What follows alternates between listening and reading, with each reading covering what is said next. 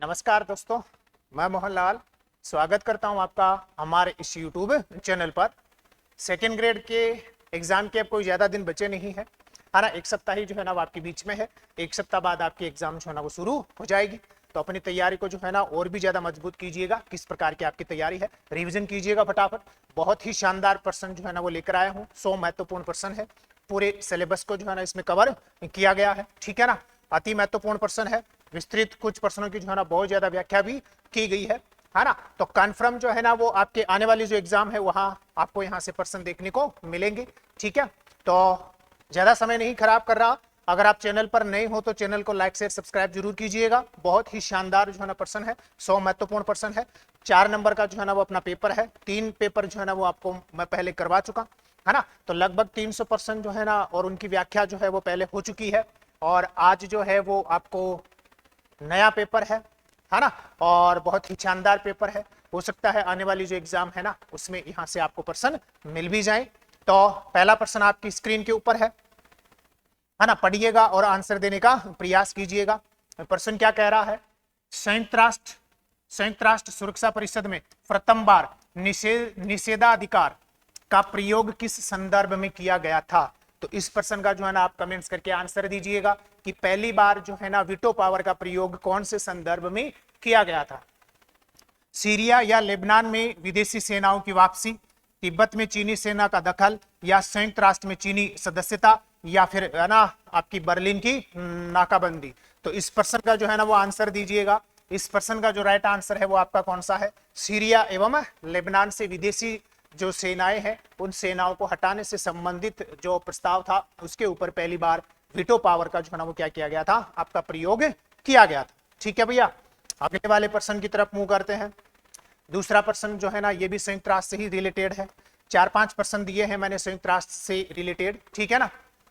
संयुक्त राष्ट्र सुरक्षा परिषद में महत्वपूर्ण विषयों पर निर्णय लेने के लिए 9 सदस्यों के वोट के साथ 5 स्थायी सदस्यों के स्वीकारात्मक वोट भी होने चाहिए। मतलब 9 सदस्यों के साथ साथ जो 5 स्थायी सदस्य हैं उनकी सहमति भी होना आवश्यक है। इस प्रकार का ये जो विषय होता है उसको किस नाम से जाना जाता है, ठीक है। तो कमेंट्स करके जो है ना वो आंसर बताने का प्रयास कीजिएगा। महत्वपूर्ण विषय सुरक्षा इसको कहा जाता है, या महाशक्ति मतक्के जो है ना नियम इसको बोलते हैं, या लोचशील मतक्के इसको कहा जाता है, या फिर सशस्त्र सुरक्षा व्यवस्था इसको कहा जाता है। तो कमेंट्स करके जो है ना इसका राइट आंसर बताने का प्रयास कीजिएगा। तो इस प्रश्न का जो है ना वो आपका राइट आंसर कौन सा हो गया है? महाशक्ति मतक्के जो है ना इसको बोल दिया जाता है, ठीक है ना। ध्यान रखिएगा। अगले वाले प्रश्न की तरफ मूव करते हैं। और ये प्रश्न जो है ना वो बहुत शानदार प्रश्न है। ये शानदार प्रश्न इसलिए है क्योंकि भारत नेपाल की जो शांति और मैत्री संधि हुई 1950 उसके संबंध में कुछ कथन दिए गए हैं, जिनमें से आपको सही कथन कौन सा नहीं है इसमें से, है ना, उसका चयन करना है। मतलब जो गलत कथन है उसका चयन करना है। इसका मतलब ये हो गया कि 3 जो कथन दिए गए हैं वो सही हैं, जो हमें ध्यान रखने हैं, क्योंकि उन 3 कथनों से आने वाले एग्जाम में आपके प्रश्न बन सकते हैं, ठीक है। तो कमेंट्स करके इसका आंसर दो। संधि में 20 अनुच्छेद दिए गए हैं, यही कथन जो है ना वो क्या हो गया है? गलत हो गया है। इसका मतलब ये 3 कथन जो है ना वो क्या है? सही है। पहला कथन क्या है? यह संधि तब तक लागू रहेगी जब तक किसी भी पक्ष द्वारा 1 वर्ष का नोटिस देकर इसे समाप्त नहीं कर दिया जाता है। मतलब 1 वर्ष पहले आपको नोटिस देना होगा, उसके बाद में आप संधि से क्या हो सकते हो? बाहर हो सकते हो। यह काम का है। यह संधि हुई 31 जुलाई 1950। ये महत्वपूर्ण है। भारत नेपाल मैत्री और जो शांति संधि है वो हुई 31 जुलाई 1950, है ना। इस पर हस्ताक्षर कहां किए गए? काठमांडू में हस्ताक्षर किए गए भारत की ओर से, है ना। हस्ताक्षर करने वाले कौन है? तो ध्यान रखना जो उस समय के जो आपके राजदूत थे कौन? चंद्रशेखर प्रसाद नारायण सिंह ने इस संधि पर भारत की ओर से क्या किए हैं? सिग्नेचर किए हैं, ठीक है। ध्यान रखिएगा, यह भी बहुत ही महत्वपूर्ण प्रश्न था। अगला प्रश्न इंपॉर्टेंट प्रश्न है, आने वाली एग्जाम में ये बन सकता है, करंट का प्रश्न है, ध्यान रख लीजिएगा, है ना। इंपॉर्टेंट प्रश्न है, लिख दिया है मैंने, इंपॉर्टेंट प्रश्न है, आने वाले एग्जाम में ये मिल सकता है। निम्नलिखित में से किस संयुक्त राष्ट्र, है ना, निम्नलिखित में से किसी संयुक्त राष्ट्र आर्थिक एवं सामाजिक परिषद द्वारा 2025 से 30 तक तीसरे कार्यकाल के लिए अंतरराष्ट्रीय नारकोटिक्स नियंत्रण बोर्ड के सदस्य के रूप में चुना गया है? तो आंसर करके जो है ना इसका मतलब कमेंट्स करके जो है ना इसका आंसर देने का प्रयास कीजिएगा। किसे चुना गया है ना, अनिरुद्ध राजपूत को या पी गोपीनाथन को या आपके जगजीत है ना पवाड़िया को या फिर कौन सा है विदिशा मित्रा को। तो इसका राइट आंसर आपका कौन सा है, ध्यान रखना, आपके कौन है, जगजीत पवाड़िया है। ठीक है, ध्यान रखिएगा, बहुत ही महत्वपूर्ण प्रश्न है। फरवरी 2025 में, यह भी करंट का ही है, फरवरी 2025 में महिला शांति सैनिकों के women in peace making a global south perspective विषय पर पहला सम्मेलन, ये पहला सम्मेलन ही है, ध्यान रखना, एक ग्लोबल साउथ पर्सपेक्टिव का जो आपका सम्मेलन है, मतलब महिलाओं की जो आपकी है ना शांति स्थापना में जो भूमिका है उसके ऊपर यह सम्मेलन आयोजित हुआ। तो ये सम्मेलन कहां आयोजित हुआ 2025 में, कमेंट्स करके जो है ना इसका आंसर देने का प्रयास कीजिएगा। हालांकि योनो वाली क्लास में हमने इसके बारे में चर्चा की है। तो इसका राइट आंसर कौन सा है, नई दिल्ली। राइट आंसर कौन सा है, नई दिल्ली है। बहुत ही महत्वपूर्ण प्रश्न है ये, बहुत ही क्या है, महत्वपूर्ण प्रश्न है, ध्यान रख लेना। महिला शांति सैनिकों के विमेन इन पीस कीपिंग एक ग्लोबल साउथ पर्सपेक्टिव विषय पर पहला जो सम्मेलन है वो फरवरी 2025 में नई दिल्ली में जो सम्मेलन है ना वो आयोजित हुआ है। ठीक है, ध्यान रखिएगा, बहुत ही महत्वपूर्ण प्रश्न है। फिर एक करंट से रिलेटेड ही जो है ना एक जानकारी और है, और वो क्या है, एक यूएनओ की शाखा है, एक यूएनओ का अंग है, कौन सा वाला, संयुक्त राष्ट्र सांख्यिकी परिषद। ठीक है, हाल ही में भारत इस परिषद का क्या बना है, सदस्य बना है। मतलब इस परिषद के अधीन एक संस्था है जिसका नाम क्या है, यूएनसीईबीडी। यूएनसीईबीडी का मतलब हो गया the United Nations committee for experts on big data and data science for official statistics, है ना। ये एक संस्था है, इस संस्था का जो है ना वो भारत क्या बना है, अभी हाल ही में सदस्य बना है। ठीक है, ध्यान रखिएगा। भारत आधिकारिक सांख्यिकी के लिए बिग डाटा और डेटा विज्ञान पर संयुक्त राष्ट्र विशेषज्ञों की समिति का सदस्य बना है। ध्यान रखना, यह भी महत्वपूर्ण है। यह समिति करती क्या है ना, यह समिति करती क्या है, तो यह भी देख लीजिएगा कि यह समिति करती क्या है। यूएनसीईबीडी की स्थापना 2014 में की गई थी, है ना। यह संयुक्त राष्ट्र सांख्यिकी परिषद या आयोग के अधीन काम करती है। इसका काम क्या है, इसका गठन जो है ना वो सतत विकास लक्ष्यों की निगरानी रखने के लिए किया गया, उसकी रिपोर्टिंग की क्षमता, है ना, और सहित बिग डेटा के लाभ और चुनौतियों को आगे जांचने के लिए, है ना, उसके संदर्भ में जो विशेषज्ञ राय है वो देने के लिए किसकी स्थापना की गई है, इस यूएनसीईबीडी की, है ना, committee on expert big data, है ना, आपकी data science for official statistics के लिए जो है ना इसकी स्थापना हुई है। ठीक है, बहुत ही महत्वपूर्ण था ये भी। वर्तमान में आपको बताना है, वर्तमान में संयुक्त राष्ट्र में भारत के स्थायी प्रतिनिधि कौन है, मतलब संयुक्त राष्ट्र जो आपके न्यूयॉर्क में है वहां भारत के जो है ना वो संयुक्त राष्ट्र में राजदूत कौन है, स्थायी प्रतिनिधि कौन है ना। तो कमेंट्स करके आंसर बताओ। रुचिरा कंबोज, पर्वतनेनी हारिस, सैयद अकबरुद्दीन या फिर आपके हरदीप ऐसे पुरी। तो कमेंट्स करके इसका आंसर बताइएगा। राइट आंसर आपका कौन सा हो जाएगा, पर्वतनेनी हारिस जो है ना इसका क्या हो जाएगा, राइट आंसर हो जाएगा। ठीक है भैया, इजी सा प्रश्न है, कौन सा, उत्तरी सेंटिनल जो द्वीप है भारत का ही द्वीप है ना, आपके अंडमान निकोबार द्वीप समूह में आता है। इसको आंसर कौन सा हो जाएगा, बंगाल की खाड़ी इज द राइट आंसर हो जाएगा। ठीक है, थोड़ा सा इजी प्रश्न था। ठीक है ना, अगला, निम्न में से कौन सा है, निम्न में से कौन सी एक महासागरीय तली की लघु आकृति नहीं है ना, लघु आकृति नहीं है ये पूछ रहा है ना। समुद्री टीला, समुद्री पर्वत, है ना, पहाड़ियां, निमग्न तट, गुयोट, है ना, ये सभी क्या है, आपकी महासागरीय तली की लघु स्थलाकृतियां है, मतलब लघु आकृतियां है। तो इसका मतलब क्या हुआ, मध्य महासागरीय कटक है, समुद्री टीला है, गुयोट भी है, निमग्न द्वीप भी है, मतलब कौन सा नहीं है, ये जो नंबर है, मतलब गंभीर जो आपका महासागरीय मैदान है या जिसको वितलीय मैदान भी अपन बोलते हैं, ये लघु आकृति नहीं है। ध्यान रख लीजिएगा, इंपॉर्टेंट प्रश्न है ये। ठीक है, ध्यान रखिएगा, यही इसका क्या हो जाएगा, राइट आंसर हो जाएगा। ठीक है ना भैया, अगले वाले प्रश्न की तरफ मुंह कर रहा हूं भैया। ये थोड़ा सा इजी प्रश्न है, प्रवास वाली रिपोर्ट में जो है ना अपन इसके बारे में चर्चा कर चुके हैं, फिर भी आप जो है ना इस प्रश्न का आंसर देने का प्रयास कीजिएगा। क्या है? विश्व प्रवासन रिपोर्ट 2024 के अनुसार वैश्विक स्तर पर अंतरराष्ट्रीय प्रवासियों के लिए मुख्य गंतव्य कौन सा देश रहा है? तो कौन सा देश रहा है भैया? कमेंट्स करके आंसर बताइएगा। तो इस प्रश्न का जो आपका राइट आंसर है वो कौन है? यूएसए है, मतलब कौन है ना? America is the right answer. ठीक है भैया, अगला वाला प्रश्न देखो। अच्छा, यहाँ कुछ बातें लिखी हुई हैं इस रिपोर्ट के बारे में, वो पढ़ो थोड़ा सा। देखो क्या है, विश्व प्रवासन रिपोर्ट 2024 है। इस रिपोर्ट के अनुसार अंतरराष्ट्रीय प्रवासी हैं 2020 में, रिपोर्ट है 2020 की, तो रिपोर्ट 2024 ये कहती है कि विश्व में 2020 में, मतलब रिपोर्ट 2024 जो है ना ये कहती है कि वर्ष 2020 में अंतरराष्ट्रीय जो प्रवासी थे वो कितने थे? 281 मिलियन। कितने थे? 281 मिलियन, जो कुल जनसंख्या का 3.6% था। ठीक है, ध्यान रखिएगा। इन 281 मिलियन में से महिला प्रवासी थी आपकी कितनी?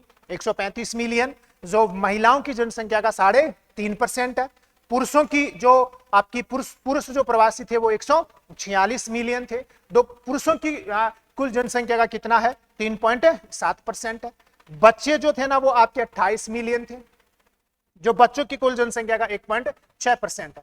मतलब महिला प्रवासी 135 मिलियन, पुरुष प्रवासी 146 मिलियन, बच्चे जो प्रवासी हैं वो 128 मिलियन, और लेबर माइग्रेंट्स का मतलब हो गया श्रमिक जो प्रवासी हैं वो थे 169 मिलियन, है ना? कब? वर्ष 2019 में। मतलब वर्ष 2024 की जो रिपोर्ट है वो ये कहती है कि वर्ष 2019 में 169 मिलियन क्या थे?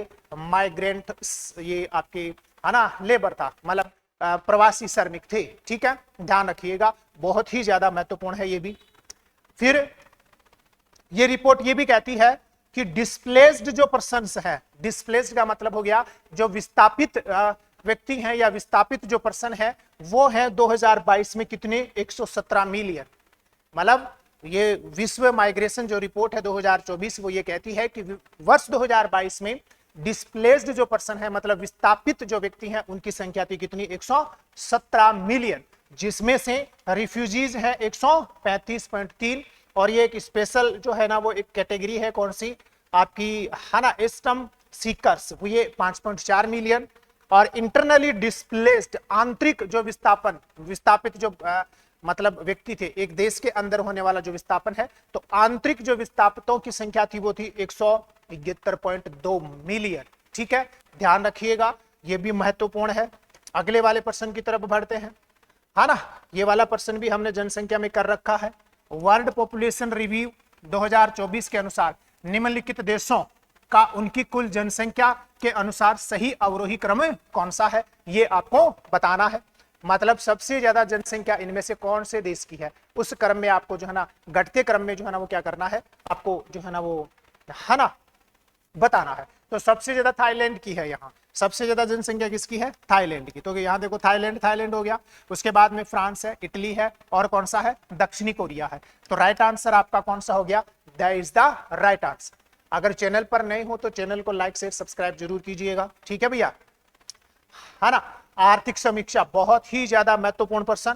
आर्थिक समीक्षा 2024-25 के अनुसार वैश्विक सेवा निर्यात में भारत की रैंक कौन सी है? आर्थिक समीक्षा 2024-25 के अनुसार वैश्विक सेवा निर्यात में भारत की रैंक कौन सी है? 7वीं है, 8वीं है, या फिर 5वीं है, या फिर 10वीं है? तो राइट आंसर कौन सा हो जाएगा? भारत की रैंक है कौन सी? 7वीं रैंक।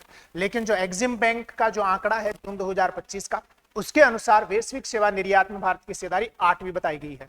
अगर इकोनॉमिक सर्वे का रेफरेंस देकर अगर आपसे पूछ रहा है तो कौन सा आंसर करना है? 7 जो है ना ये राइट आंसर आपको करना है। फिर यहां, है ना, कितना शानदार प्रश्न है, बहुत ही शानदार प्रश्न है। औद्योगिक उत्पादन में राज्यवार पैटर्न के संबंध में निम्नलिखित कथनों पर विचार कीजिए। कथन नंबर पहला क्या कहता है? भारत के औद्योगिक मूल्य में, है ना, गुजरात, महाराष्ट्र, कर्नाटक, तमिलनाडु का योगदान 43% है। मतलब कथन नंबर पहला ये कहता है कि देश का कुल जो औद्योगिक, है ना, जीएसवीए है, सॉरी, देश का कुल जो औद्योगिक जीवीए है उसमें 43% का योगदान जो है ना इन 4 राज्यों का है। कौन कौन से का? गुजरात का, महाराष्ट्र का, कर्नाटक और तमिलनाडु का। तो ये जो कथन है ये बिल्कुल क्या है? सही है। ठीक है, शेष मतलब पूर्वोत्तर जो राज्य हैं, इन पूर्वोत्तर राज्यों का जो योगदान है वो केवल ही कितना है 0.7%। मतलब इन 4 राज्यों का जो आपके कौन कौन से हैं, ये गुजरात है, महाराष्ट्र है, तमिलनाडु और कर्नाटक है, इन 4 राज्यों का तो देश के कुल औद्योगिक जीवीए में योगदान 43% का है। जबकि पूर्वोत्तर के जो राज्य हैं, उन पूर्वोत्तर के राज्यों का देश के औद्योगिक जीवीए में मात्र कितने परसेंट का योगदान है, 0.7% का योगदान है। इसका मतलब दोनों ही कथन आपके क्या है, सही है। दोनों ही कथन आपके क्या है, सही है। ठीक है, फिर यहां औद्योगिक जो मतलब इकोनॉमिक्स जो सर्वे है भारत का, उस इकोनॉमिक सर्वे से संबंधित कुछ महत्वपूर्ण बातें जो है ना वो यहाँ लिखी हुई है, उन बातों को देखिएगा। इकोनॉमिक सर्वे की बहुत ही महत्वपूर्ण बातें हैं। भारत के विनिर्माण क्षेत्र में 2025 में आपकी कितनी 6.2% की वृद्धि का अनुमान है। मतलब विनिर्माण जो क्षेत्र है वो वर्ष 2024 में कितने परसेंट की वृद्धि से बढ़ेगा, 6.2% की वृद्धि से बढ़ेगा, ये अनुमान है। ठीक है, ये इकोनॉमिक सर्वे के अनुसार। वैश्विक विनिर्माण में भारत की हिस्सेदारी 2.8% है, ये भी ध्यान रखना। वैश्विक विनिर्माण में भारत की हिस्सेदारी अभी 2.8% है। भारत वैश्विक स्तर पर दूसरा सबसे बड़ा सीमेंट उत्पादक है, चीन के बाद में, ध्यान रखना, सीमेंट का दूसरा बड़ा उत्पादक है भारत, है ना। अब अपने 99% स्मार्टफोन का उत्पादन अपने घरेलू स्तर पर ही करता है। ठीक है, भारत के इलेक्ट्रॉनिक बाजार की वैश्विक हिस्सेदारी जो है ना वो कितने परसेंट की है, 4% की है। इलेक्ट्रॉनिक जो भारत का मार्केट है, उस इलेक्ट्रॉनिक मार्केट की वैश्विक बाजार में जो हिस्सेदारी है वो कितनी है, 4% है। कपड़ा उद्योग भारत के विनिर्माण जीवीए में लगभग 11% का योगदान देता है। ध्यान रखना, कपड़ा उद्योग भारत के विनिर्माण जीवीए में कितने परसेंट का योगदान देता है, 11% का योगदान देता है। भारत कपड़ा और परिधान का दोनों जब साथ आए, ध्यान रखना, भारत कपड़ा और परिधान का 6ठा सबसे बड़ा निर्यातक है। कपड़ा और परिधान का 6ठा सबसे बड़ा निर्यातक है तथा विश्व व्यापार में इसकी जो हिस्सेदारी है ना वो कितने परसेंट की है, 4% की है। कपड़ा और परिधान की निर्यात का 6ठा सबसे बड़ा निर्यातक है और विश्व व्यापार में भारत का जो वैश्विक व्यापार है उसमें कितने परसेंट की हिस्सेदारी है, 4% की हिस्सेदारी है। सारे ही कथन जो है ना वो कहां से लिए गए हैं, ये सारी ही बातें जो है ना वो इकोनॉमिक सर्वे से ली गई है। ठीक है, और भी बहुत सारी बातें हैं अगर आप पढ़ना चाहो तो, टोटल 10 बात है। भारत जूट का शीर्ष उत्पादक है, जूट का शीर्ष उत्पादक है भारत, तथा कपास, रेशम और मानव निर्मित रेशों में विश्व में कौन से स्थान पर आता है, दूसरे स्थान पर आता है। मतलब जूट का तो सबसे बड़ा उत्पादक है, लेकिन कपास, रेशम और कौन सा मानव निर्मित जो रेशे हैं उनके उत्पादन में विश्व में कौन से नंबर पर है, दूसरे नंबर पर है। भारत का तकनीकी वस्त्र क्षेत्र विश्व का तीसरा, विश्व स्तर पर 5वें स्थान पर आता है। मतलब भारत का जो वस्त्र क्षेत्र है ना, ये विश्व पर वैश्विक स्तर पर कौन से नंबर का है, 5वें नंबर का जो है ना वो क्या है, तकनीकी वस्त्र बाजार है किसका, भारत का। भारत का फार्मास्यूटिकल उद्योग मात्रा के हिसाब से दुनिया का तीसरा सबसे बड़ा क्या है, फार्मास्यूटिकल उद्योग है। ये भी इंपॉर्टेंट है, भारत का मात्रा के हिसाब से फार्मास्यूटिकल जो उद्योग है वो तीसरा सबसे बड़ा क्या है, फार्मास्यूटिकल उद्योग है। ठीक है, अगले वाले प्रश्न की तरफ मूव करते हैं भैया, है ना। कितना शानदार प्रश्न है, इस प्रश्न का आंसर दो, मजा आ जाएगा भी जिस भी विद्यार्थी ने। राजस्थान विधानसभा में पेश किए गए निजी सदस्य विधेयकों के संबंध में निम्नलिखित कथनों में से कौन सा कथन गलत है। निजी सदस्य विधेयक की बात हो रही है भैया, ध्यान रखना। पहला कथन, राजस्थान की तीसरी विधानसभा में सबसे अधिक संख्या में निजी सदस्य विधेयक रखे गए। बिल्कुल ये सही बात है, तीसरी विधानसभा में 16 निजी सदस्य विधेयक रखे गए थे, तो ये पहला कथन सही है। राजस्थान सामाजिक शिक्षा बोर्ड विधेयक 1958 राजस्थान विधानसभा द्वारा पारित निजी सदस्य विधेयकों में से एक है। बिल्कुल सही बात है, राजस्थान की विधानसभा ने आज तक 4 निजी सदस्य विधेयक पारित किए हैं, उनमें से ये आपका एक विधेयक है जो दूसरी जो विधानसभा है उसमें क्या किया गया था, पारित किया गया था। तीसरा कथन क्या है, राजस्थान विधानसभा ने अपने विधायी कामकाज के इतिहास में केवल एक निजी सदस्य विधेयक पारित होते देखा है। यह गलत हो गया। राजस्थान की विधानसभा के इतिहास में आज तक कितने निजी विधेयक जो है ना वो पारित किए जा चुके हैं, 4 निजी सदस्य विधेयक जो है ना वो आपके पारित किए जा चुके हैं। तो कौन सा आंसर हो गया इसका? से जो है ना इसका राइट आंसर हो गया है। ठीक है, 13वीं से 15वीं विधानसभा, मतलब 13वीं विधानसभा, 14वीं विधानसभा और 15वीं विधानसभा में कोई निजी सदस्य विधेयक पेश नहीं किया गया, ये बिल्कुल सही है ना। 8वीं विधानसभा, 13वीं विधानसभा, 14वीं विधानसभा और 15वीं विधानसभा, इनमें कोई निजी सदस्य विधेयक जो है ना वो आपका प्रस्तुत नहीं किया गया। बाकी में किए गए हैं, कौन कौन सी में नहीं किए गए ध्यान रखना। 8वीं विधानसभा, 13वीं विधानसभा, 14वीं विधानसभा और 15वीं विधानसभा में कोई भी क्या नहीं किया गया, निजी सदस्य विधेयक पेश नहीं किया गया। ठीक है, तो इस प्रश्न का राइट आंसर आपका ये हो जाएगा। ठीक है ना भाई, देखो निजी सदस्य विधेयक जो ना कितने प्रस्तुत किए जा चुके हैं, मैंने यहां लिखे भी है। देखो यहां से देखो, निजी सदस्य विधेयक ध्यान से देखो, पहली विधानसभा में 9 निजी सदस्य विधेयक रखे गए, दूसरी विधानसभा में 8 रखे गए, तीसरी विधानसभा में देखो 15 निजी विधेयक 16 निजी विधेयक जो ना वो रखे गए। कौन सी वाली में? तीसरी विधानसभा में 16 निजी विधेयक अब तक के सर्वाधिक इसी में रखे गए थे। ठीक है ना भाई। चौथी विधानसभा में 5 निजी विधेयक रखे गए, 5वीं विधानसभा में 4 रखे गए, 6वीं विधानसभा में भी 4 रखे गए और 7वीं विधानसभा में 5 जो है ना वो निजी विधेयक रखे गए। तो वापस से देखो, पहली विधानसभा में 9, दूसरी विधानसभा में 8, तीसरी विधानसभा में 16, चौथी विधानसभा में 5, 5वीं विधानसभा में 4, 6वीं विधानसभा में 4 और 7वीं विधानसभा में 5 जो है ना वो आपके निजी सदस्य विधेयक रखे गए। ठीक है, ध्यान रखिएगा, ये ध्यान रखिएगा। आगे बढ़ते हैं, देखो है ना, आगे देखो और भी बातें लिखी हुई है यहाँ, पढ़ो। टोटल जो निजी विधेयक हैं अब तक राजस्थान की विधानसभा जा चुके हैं। 9वीं विधानसभा में 3 निजी विधेयक रखे गए तथा 10वीं विधानसभा, 11वीं विधानसभा और 12वीं विधानसभा में एक निजी विधेयक जो ना वो आपके रखे गए। इसका मतलब क्या हुआ? इसका मतलब 8वीं विधानसभा, 13वीं विधानसभा, 14वीं विधानसभा, 15वीं विधानसभा में कोई निजी विधेयक नहीं रखा गया। टोटल कितने निजी विधेयक रखे गए हैं? 57। और पारित कितने हुए हैं? ध्यान रखना 4। 8वीं विधानसभा में कोई निजी विधेयक नहीं रखा गया और 13वीं, 14वीं और 15वीं विधानसभा में भी कोई निजी विधेयक नहीं रखा गया। ये निजी विधेयकों का क्या है? इतिहास है। ठीक है, ध्यान रखिएगा, बहुत ही काम का है। आगे आ जाओ। जो 4 निजी विधेयक जो है ना वो पारित किए गए हैं वो कौन कौन से हैं वो भी देख लो। राजस्थान विधानसभा द्वारा अब तक 4 निजी विधेयक पारित किए गए, है ना। और वो 4 निजी विधेयक, पहली विधानसभा में 2 निजी विधेयक जो है ना वो पारित किए गए थे और वो 2 निजी विधेयक कौन कौन से थे? राजस्थान कानूनी चिकित्सकों संशोधन विधेयक 1952 और कुछ जानवरों की, है ना, राजस्थान संरक्षण संशोधन विधेयक 1954। ये तो पारित किया गया कौन सी विधानसभा में? ध्यान रखना, ये तो पारित किया गया है आपकी कौन सी विधानसभा है ना, पहली विधानसभा में 2 पारित किए गए।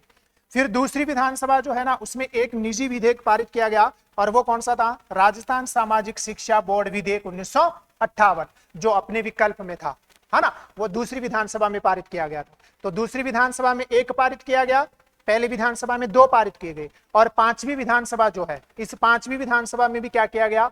1 निजी विधेयक जो है ना वो पारित किया गया, राजस्थान पशु और पक्षी बलिदान निषेध विधेयक 1973।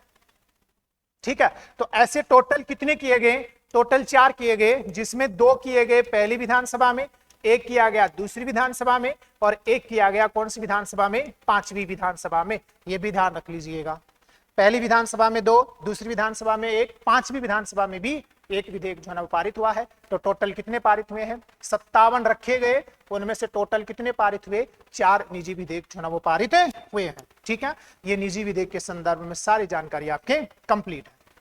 इस वाले प्रश्न का आंसर तो देखें, है ना। प्रश्न क्या कह रहा है? राजस्थान के मुख्यमंत्री राहत कोष से निम्नांकित में से किस क्षेत्र के लिए सहायता स्वीकृत नहीं की जा सकती? ध्यान रख लेना, अगर युद्ध में कोई घायल हुआ है, कोई पीड़ित हुआ है, कोई सैनिक शहीद हो गया है या उसके साथ दुर्घटना हो गई है तो उसके लिए तो जो है ना वो इससे सहायता दी जाती है। आकस्मिक अगर कोई मान लो आपदा आ गई या कोई अन्य आपदा आपके आ गई है तो उससे जो है ना रिलेटेड क्या की जाती है? सहायता की जाती है। मतलब विशेष रूप से महिला को लगी गंभीर चोटों के पीड़ितों को उपचार सहायता नहीं, ये गलत हो गया, इंडिविजुअल को नहीं दिया जाता और यही इसका राइट आंसर है। इसका मतलब किनको सहायता दी जाती है? इनको सहायता दी जाती है, ये ध्यान रखना। इनको किनको? आकस्मिक दुर्घटना के कारण हानि या मृत्यु से पीड़ित गरीबों को सहायता दी जाती है। प्राकृतिक आपदा से प्रभावित लोगों को सहायता दी जाती है। युद्ध एवं अन्य अभियोजनों में शहीद सैनिकों व घायल सैनिकों के साथियों को क्या की जाती है, सहायता दी जाती है। इंडिविजुअल को जो है ना वो सहायता नहीं दी जाती है, किससे, मुख्यमंत्री राहत कोष से। ठीक है ना भैया, ध्यान रखिएगा। अगला है ना, अगला प्रश्न है, निम्नांकित कथनों को पढ़िए, सही कथन का चयन कीजिए।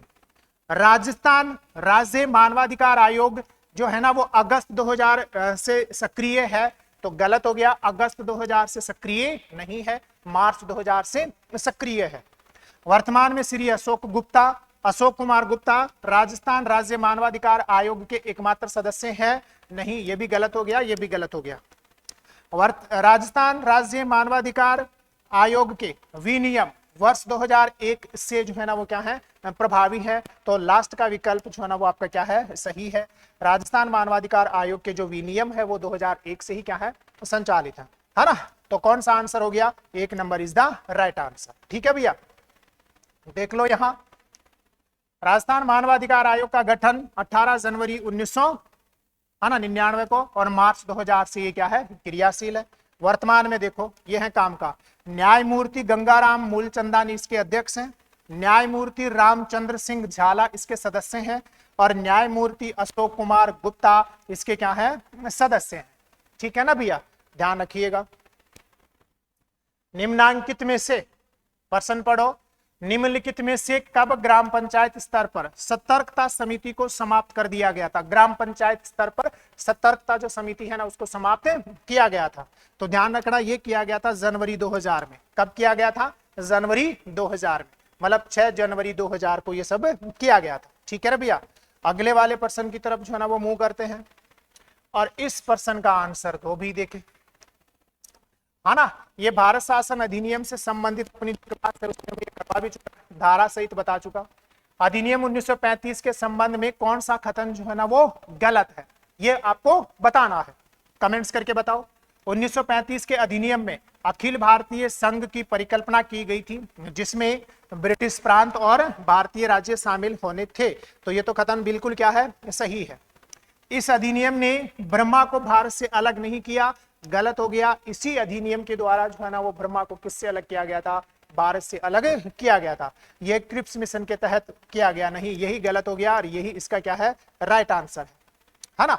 इस अधिनियम द्वारा परिकल्पित प्रांतीय स्वायत्तता की योजना में प्रत्येक प्रांत में एक कार्यकारी व विधायी का प्रावधान किया गया था, यह सही है। अधिनियम के तहत प्रांतों को पहली बार अलग संस्थाओं के रूप में मान्यता दी गई थी, तो ये दोनों ही कथन क्या है आपके, सही है। तो इसका राइट आंसर कौन सा हो गया है, B number is the right answer. ठीक है ना भैया, अगले वाले प्रश्न की तरफ मूव कर रहा हूं भैया। कितना शानदार प्रश्न है, आंसर बताओ फटाफट देंगे। इस प्रश्न का आंसर बताओ भैया। प्रश्न क्या कह रहा है, संविधान के किस अनुच्छेद के तहत राजस्थान सरकार के अधीन व्यक्ति को प्रभावित करने वाले अनुशासनात्मक मामलों पर अनिवार्य परामर्श करने का प्रावधान है। कमेंट्स करके इसका आंसर बताओ। तो इसका राइट आंसर कौन सा होगा, इसका राइट आंसर हो जाएगा अनुच्छेद 320(3) जो है ना इसका क्या हो जाएगा, राइट आंसर हो जाएगा। जिस भी विद्यार्थी ने यह आंसर बताया है वो बधाई का पात्र है भैया, है ना। देखो यहाँ लिखा हुआ भी है, क्योंकि ये लिखना जरूरी था, है ना। क्या लिखा हुआ है देखो पढ़ो, अनुच्छेद 318 क, और ये हाल ही में जो है ना वो चर्चा का विषय है, ध्यान रख लेना। अनुच्छेद 318 क बहुत ज्यादा महत्वपूर्ण है वर्तमान में। क्या कह रहा है, राज्यपाल राज्य लोक सेवा आयोग के सदस्यों की संख्या, यहां से देखो सदस्यों की संख्या और उनकी सेवाओं का अवधारण करेगा। अभी तो हुआ है ना राजस्थान का जो लोक सेवा आयोग है, इसमें पहले 1 + 7 = 8 हुआ करते थे, अब कितने हैं, 1 + कितने कर दिए, 10 कर दिए, 3 सदस्य बढ़ा दिए, है ना। अभी 10 कर दिए ना, तो टोटल कितने हो जाएंगे, 11 हो जाएंगे। तो कितने सदस्य बढ़ा दिए आपके, जो है ना 3 सदस्य भी बढ़ाए हैं। तो वो किसका प्रयोग करते हुए, 318 क का प्रयोग करते हुए, इस वजह से बहुत ही महत्वपूर्ण है। 318 ख, राज्यपाल आयोग के कर्मचारी पद के सदस्यों की संख्या, यहां सदस्यों की संख्या ऊपर वाले में भी वही है, और उनकी सेवा शर्तों के संबंध में उपबंध करेगा। ठीक है ना, ये ध्यान रख लीजिएगा। कौन सा वाला है आपका 218 ख। 222 राज्य लोक सेवा आयोग के सदस्यों के वेतन भत्ते व पेंशन, वेतन भत्ते व पेंशन राज्य की संचित निधि पर क्या होंगे, भारित होंगे। ये महत्वपूर्ण है कौन सा, 218 क, ध्यान रखना 218 क जो है ना वो क्या है आपका, बहुत ज्यादा महत्वपूर्ण है, ध्यान रख लीजिएगा, ठीक है ना, ध्यान रखिएगा। कन्फर्म है। यहां देखो राज्य लोक सेवा आयोग के सदस्यों की संख्या और उनकी सेवा शर्तें, यहां क्या है, आयोग के कर्मचारी वर्ग के सदस्यों की संख्या और उनकी सेवा शर्तें, ठीक है ना। बहुत ज्यादा महत्वपूर्ण प्रश्न है। इस प्रश्न का जो है ना वो आंसर देने का प्रयास कीजिएगा। भी देखिए फटाफट जो है ना इसका आंसर जो है ना वो दीजिएगा, कमेंट्स करके जो है ना इसका आंसर है बताइएगा।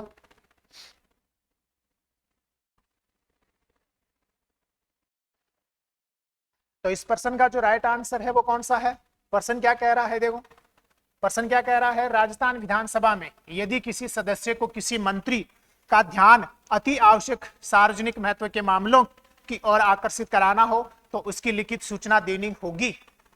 तो जो विधानसभा का मुख्य सचिव जो सचिव है उसको, है ना, मतलब प्रमुख सचिव को, जो विधानसभा का जो प्रमुख सचिव है ना उसको ये लिखित में सूचना देनी होती है, ठीक है। अब यहां से देखो बहुत ज्यादा महत्वपूर्ण काम की चीजें लेकर आया हूं, पढ़ना इनको ध्यान से, है ना, बहुत ज्यादा महत्वपूर्ण चीजें लिखी हुई है यहाँ, इनको एक बार पढ़ने का प्रयास करो। देखो क्या क्या लिखा हुआ है, तारांकित प्रश्न, कौन से प्रश्न है, तारांकित प्रश्न की बात हो रही है। तारांकित प्रश्न किसको बोलते हैं, वे प्रश्न जिनको कोई सदस्य मौखिक, मतलब जिनका कोई सदस्य मौखिक उत्तर चाहता है और जिसके संबंध में पूरक प्रश्न पूछे जा सकते हैं। मतलब तारांकित प्रश्न वो होते हैं जिनका मौखिक जवाब दिया जाता है और जिसमें पूरक प्रश्न भी पूछे जाते हैं, ठीक है। फिर कौन सा, अतारांकित प्रश्न, तो अतारांकित प्रश्न कौन से होते हैं, जिनके लिखित में संबंधित सदस्य को उत्तर दिए जाते हैं, मतलब जिनके लिखित में उत्तर दिए जाते हैं और पूरक प्रश्न नहीं पूछे जाते, वो कौन सा होता है, तारांकित। अल्प सूचना वाले प्रश्न कौन से होते हैं, अल्प सूचना वाले प्रश्न जिनका कोई सदस्य पूरे 14 दिन से कम समय की अवधि के भीतर मौखिक जवाब चाहता है। मतलब अल्प सूचना वाले प्रश्न वो होते हैं जो 14 दिन पूर्व, है ना, जिनका मतलब 14 दिन जो है ना, ऐसे बोल दो कि 14 दिन पूर्व जो है ना वो सूचना देकर दिया जाता है, या ऐसे बोल दीजिएगा कि अगर अल्प सूचना वाले प्रश्न पूछे जाते हैं तो जिससे भी पूछे जाते हैं, जिस भी मंत्री से, वो 14 दिन के अंदर उनका क्या करेगा, आपका जवाब देगा। 14 दिन से कम अवधि के भीतर उनका मौखिक जवाब चाहता है, मतलब 14 दिन से पहले पहले उनका जवाब देना अनिवार्य है। प्रश्नों की सूचना मुख्य सचिव, ये रहा, प्रश्नों की सूचना मुख्य सचिव को लिखित में दी जाएगी और उसमें प्रश्न जिस मंत्री को संबोधित हो उसके पद का नाम का भी क्या किया जाएगा, उल्लेख किया जाएगा, ठीक है। बहुत ही ज्यादा महत्वपूर्ण है। आगे जब बढ़े तो और भी बहुत ज्यादा महत्वपूर्ण बातें लिखी हुई है, इनको भी पढ़िएगा। देखो, है ना, क्या है, जब तक अध्यक्ष अन्यथा निर्देश न दे प्रत्येक बैठक का पहला घंटा अल्प सूचना वाले प्रश्न, प्रत्येक बैठक का पहला घंटा अल्प सूचना प्रश्नों सहित तारांकित प्रश्नों के पूछने और उत्तर देने के लिए उपलब्ध रहेगा। मतलब जैसे ही विधानसभा की कार्यवाही शुरू होती है तो पहला आधा घंटा जो होता है ना वो किसके लिए होता है, ध्यान रखना, वो होता है अल्प सूचना के प्रश्नों का उत्तर देने के लिए और तारांकित प्रश्नों का उत्तर देने के लिए। प्रश्न पूछने और उसका जवाब देने के लिए साधारणतः 5 मिनट से अधिक का समय नहीं लिया जाएगा, ध्यान रखना, 5 मिनट से ज्यादा का समय नहीं होगा। और यह प्रयास किया जाना चाहिए कि प्रत्येक दिन कम से कम कितने प्रश्नों पर विचार किया जाए, 12 प्रश्न एक दिन में जो है ना वो पूछे जा सकते हैं इस पहले आधे घंटे में, एक दिन में, ठीक है, ध्यान रखना। कोई भी सदस्य ऐसे सत्र के दौरान, ये इंपोर्टेंट लाइन है, बहुत ज्यादा इंपोर्टेंट लाइन है, कोई भी सदस्य ऐसे सत्र के दौरान जिसमें राज्य के वार्षिक विवरण, है ना, राज्य के वार्षिक वित्तीय विवरण के संबंध में अनुदान मांगों पर चर्चा हो रही है, मतलब सदन जो है ना वो वार्षिक वित्तीय विवरण पर अगर चर्चा कर रहा है तो ऐसे इस सदन में, मतलब इस सत्र में, मतलब जिस समय वार्षिक विवरण के ऊपर चर्चा हो रही है ना उस समय की बात है, तो उसमें 40 से अधिक तारांकित प्रश्न नहीं पूछे जा सकते और 60 से ज्यादा अतारांकित प्रश्न नहीं पूछे जा सकते। ध्यान रखना, कब नहीं पूछे जा सकते? जब वार्षिक वित्तीय विवरण के संबंध में सदन में चर्चा हो रही है, उस दिन तारांकित प्रश्न 40 से अधिक नहीं होंगे, तारांकित 60 से अधिक नहीं होंगे। और उसको छोड़कर इस वार्षिक वित्तीय विवरण के संबंध में जो चर्चा हो रही है ना, इसके अलावा जो अन्य दिन है, उस दिन में क्या हो जाएगा, किसी अन्य सत्र में 10 से अधिक तारांकित प्रश्न और 20 से जो है ना अधिक कौन से नहीं पूछे जा सकते? तारांकित प्रश्न नहीं पूछे जा सकते। मतलब अगर सत्र किसको लेकर चल रहा है? वार्षिक वित्तीय विवरण को लेकर चल रहा है, तो तारांकित प्रश्न पूछे जा सकते हैं 40, अतारांकित पूछे जा सकते हैं 60। और इसको छोड़कर अन्य जो सत्र होता है उसमें तारांकित पूछे जा सकते हैं 10 और अतारांकित प्रश्न पूछे जा सकते हैं 20। ठीक है, ध्यान रखिएगा, बहुत ही ज्यादा महत्वपूर्ण है ना। एक ही सदस्य द्वारा किसी एक दिन में, यह भी इंपॉर्टेंट है, एक ही सदस्य के द्वारा, है ना, एक ही सदस्य के द्वारा किसी एक दिन में 2 से अधिक तारांकित प्रश्नों के मौखिक उत्तर देने हेतु प्रश्नों की सूची में नहीं रखे जाएंगे। मतलब एक ही सदस्य जो है ना, वो एक दिन में 2 से ज्यादा तारांकित प्रश्न नहीं पूछ सकता, इसका मतलब ये है। ठीक है, ध्यान रखिएगा। अगले वाले प्रश्न की तरफ मुंह करते हैं। भैया बहुत ही शानदार था ये। अगला प्रश्न, फटाफट आंसर दीजिएगा भी, ज्यादा समय खराब नहीं कीजिएगा।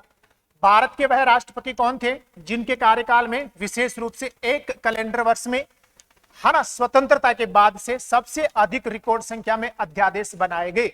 तो इस प्रश्न का जो है ना वो फटाफट जो है ना वो कमेंट्स करके आंसर दीजिएगा।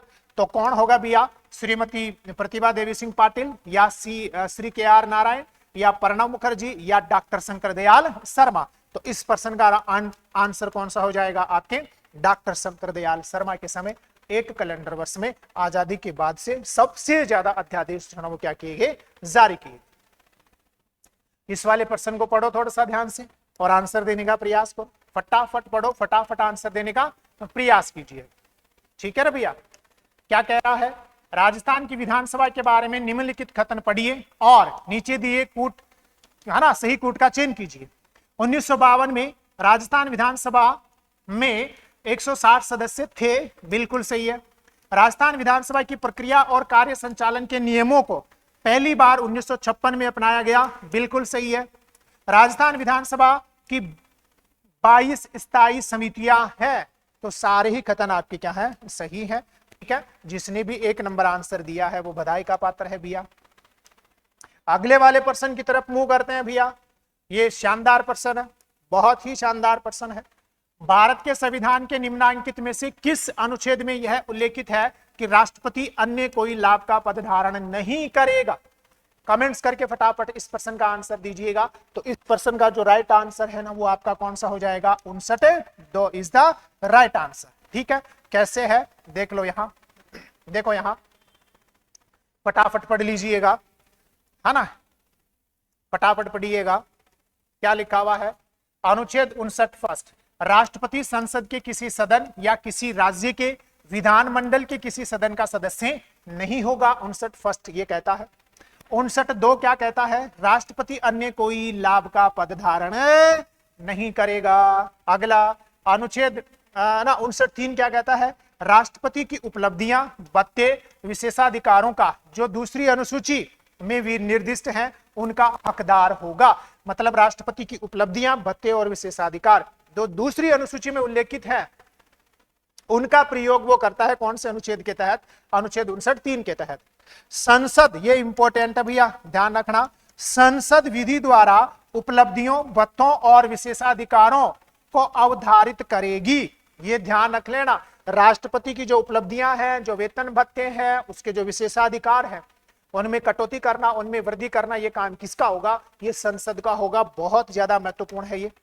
59(4) क्या कहता है? राष्ट्रपति की उपलब्धियों और भत्तों को उनकी पदावधि के दौरान क्या नहीं किया जा सकता? किसी भी प्रकार से कम नहीं किया जा सकता है। ठीक है, ये आपका 59 अनुच्छेद कौन सा है? 59(4) है। अगला प्रश्न, भारतीय संविधान, ये इजी प्रश्न है, और फटाफट से इसका आंसर आएगा, भारत के संविधान के निम्नलिखित में से किस अनुच्छेद में राजनीतिक शब्दावली का उपयोग किया गया है, मतलब राजनीतिक शब्दावली का उल्लेख किया गया है। तो सबको पता है अनुच्छेद 75 फर्स्ट ख है, कौन सा है, अनुच्छेद 75 फर्स्ट ख इज द राइट आंसर। ठीक है ना भैया, है ना, ये भी थोड़ा सा इजी प्रश्न है, शायद आप इसका फटाफट आंसर दे दोगे। मौलिक कर्तव्यों को सिखाने संबंधी सुझावों को क्या ना कार्यान्वित करने वाली समिति के अध्यक्ष जो है ना वो किनको चुना गया था, तो कमेंट्स करके आंसर देते जाओ। कौन है, justice JS Sharma is the right answer. ठीक है भैया, अगले वाले प्रश्न की तरफ बढ़ते हैं, है ना, ये इंपॉर्टेंट प्रश्न है अभी, ये बहुत ज्यादा इंपॉर्टेंट प्रश्न है, इस प्रश्न को पढ़ो ध्यान से और आंसर देने का प्रयास करो। कौन सा जो है ना 42वें संविधान संशोधन द्वारा अंत स्थापित नहीं किया गया, यह है, भारत के प्रत्येक नागरिक का यह कर्तव्य होगा कि वह हमारी सामाजिक संस्कृति, DPSP की बात होगी, कि गौरवशाली परंपरा का महत्व समझे और उसका परिरक्षण करे। तो ये तो सही है ना, राज्य देश के पर्यावरण के संरक्षण तथा संवर्धन का और वन एवं वन्य जीवों की रक्षा का प्रयास करेगा, बिल्कुल सही है। राज्य सहकारी समितियों के स्वैच्छिक विनिर्माण के प्रोत्साहन का प्रयास करेगा, यह गलत हो गया, यह 97वें संविधान संशोधन के द्वारा क्या किया गया था, जोड़ा गया था। ठीक है ना, राज्य यह सुनिश्चित करेगा कि विधिक तंत्र इस प्रकार काम करे कि समान अवसर के आधार पर न्याय सुलभ हो सके। तो कौन सा आंसर है, यह 97वें संविधान संशोधन के द्वारा आपका जोड़ा गया था, 3 number is the right answer. ठीक है भैया, अगला प्रश्न देखो क्या कह रहा है, पढ़ो थोड़ा सा फटाफट। भारत सरकार के भारत में, है ना, भारत में, अरे भाई चल जा, भारत में केंद्र सरकार किसकी सिफारिश के आधार पर 22 अनिवार्य कृषि फसलों के लिए न्यूनतम समर्थन मूल्य निश्चित करती है। तो CACP की सिफारिश पर करती है ना, CACP का मतलब हो गया कृषि लागत एवं कीमत आयोग इज द राइट आंसर। ठीक है, अगले वाले प्रश्न की तरफ बढ़ते हैं भैया। अगला प्रश्न क्या कह रहा है, ये बहुत ज्यादा महत्वपूर्ण प्रश्न, इस प्रश्न का आंसर दो, मजा आ जाएगा, है ना। प्रश्न क्या कह रहा है, किस वर्ष कृषि की विकास दर ऋणात्मक थी, 2010-11, 2012-13, 2014-15 या 2016-17? तो इस प्रश्न का आंसर दो देके कमेंट्स करके। तो इस प्रश्न का आंसर जो है ना वो फटाफट दो, कौन सा हो जाएगा, वर्ष 2014-15 इज द राइट आंसर। ठीक है, इंपॉर्टेंट प्रश्न है भैया।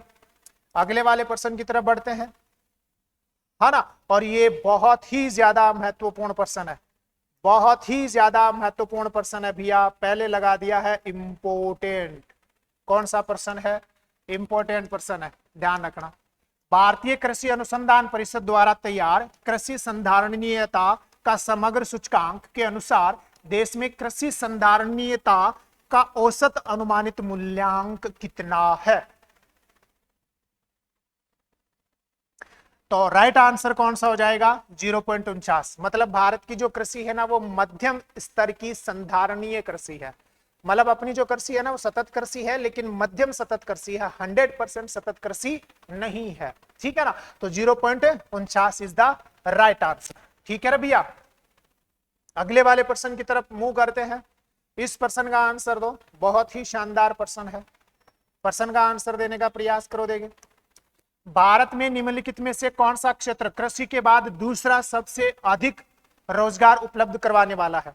तो कमेंट्स आपका आ जाना चाहिए था, कौन सा है, कपड़ा या वस्त्र उद्योग जो है ना वो कृषि के बाद में दूसरा सबसे ज्यादा रोजगार जो है ना वो उपलब्ध करवाता है। ठीक है भैया, है ना, इस प्रश्न का आंसर दीजिएगा। प्रश्न क्या कह रहा है, वर्ष 2023-24 में मक्का के प्रमुख उत्पादक राज्यों का सही अवरोही क्रम जो है ना वो आपको बताना है। भाई मक्का का सबसे बड़ा उत्पादक जो था ना वो ट्रेडिशनली कर्नाटक है, लेकिन वर्ष 2023-24 में कर्नाटक 2 नंबर पर है, 1 नंबर पर बिहार है।